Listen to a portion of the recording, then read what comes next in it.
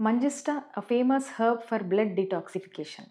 It is also known as Indian madder or Rubia cardifolia. It is an Ayurvedic medicine used extensively in the treatment of skin disorders such as eczema and dermatitis. Acharya Charaka mentioned it in the group of Varnya Dashimani. That means which enhances the skin complexion. This plant is known for its blood purifying nature, complexion enhancing effect, healing properties, and stimulate the liver and spleen. In Chinese medicine, also, it is used as an anti-toxic herb. The stem and roots are used parts.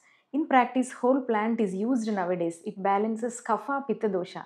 It possesses bitter and astringent tastes. Manjista stem or roots fine powder is rubbed well with water applied over the skin lesions of pimples and dark spots.